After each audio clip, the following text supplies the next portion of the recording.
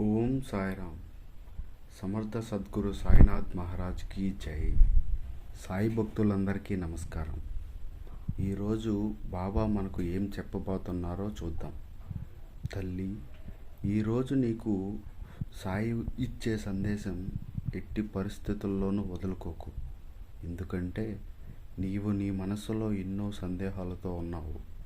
నీకు ఇష్టమైన వ్యక్తి నీ గురించి ఏమనుకుంటున్నారు?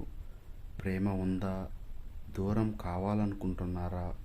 మళ్ళీ నీ జీవితంలోకి తిరిగి వస్తారా, లేక పూర్తిగా వెళ్ళిపోతారా? ఈ ప్రశ్నలన్నిటికీ ఈరోజు నీకు సమాధానం ఇస్తాను. ఇప్పుడు నీ మనసులో నీకు ఇష్టమైన వ్యక్తిని తలుచుకో. నీ ముందు ఉన్న 3 పండ్లలో ఒక పండు ఎంచుకో. ఒక వ్యక్తి అయితే ఒక పండుని, 3 వ్యక్తుల్ని అయితే 3 పండ్లని.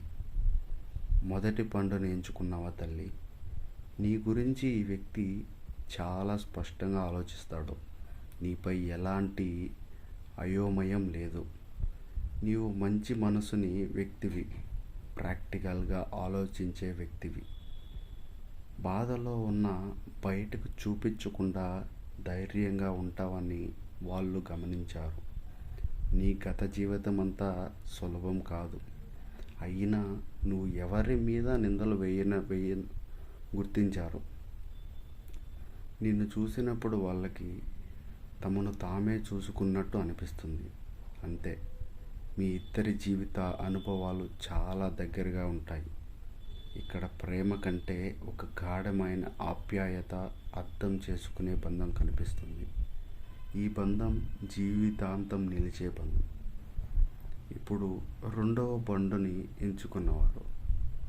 ఈ వ్యక్తి నీ గురించి చాలా ఆందోళన చెందుతూ ఉంటారు. ఈ సమయంలో నువ్వు బాధలో ఉన్నావా వాళ్ళకి తెలుస్తుంది. మీ ఇద్దరి మధ్య దూరం వచ్చినా నీ మనసులో ఇంకా వాళ్ళే ఉన్నారని వాళ్ళు భావిస్తున్నారు. నీ కెరియర్ బాగున్నా, వ్యక్తిగత జీవితంలో నువ్వు ఒంటరిగా ఉన్నా వాళ్ళు ఫీల్ అవుతూ ఉంటారు. వాళ్ళు చేసిన తప్పుల వల్ల నువ్వు బాధపడకూడదని వాళ్ళకు అర్థమైంది. కానీ బిడ్డ, ఇక్కడ స్పష్టమైన సాయి మాట ఒకటి ఉంది. ఈ బంధాన్ని మళ్ళీ అవకాశంగా వస్తుంది. మీ ఇద్దరి మధ్య కొత్త ప్రారంభం జరుగుతుంది.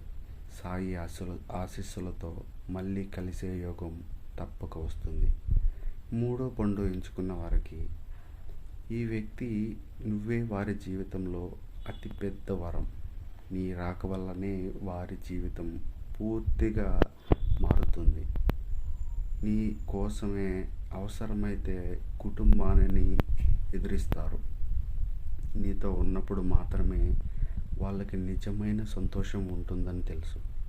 నిన్ను తమ లక్కీ పర్సన్గా భావిస్తారు. నువ్వు లేని జీవితం వాళ్ళు ఊహించలేరు. ప్రతి జన్మలో కూడా నీ వంటి వ్యక్తి కావాలని సాయిబాబాని కోరుకుంటారు. ఈ బంధం చాలా పవిత్రమైనది, జీవితాంతం నిలిచిపోయే బంధం.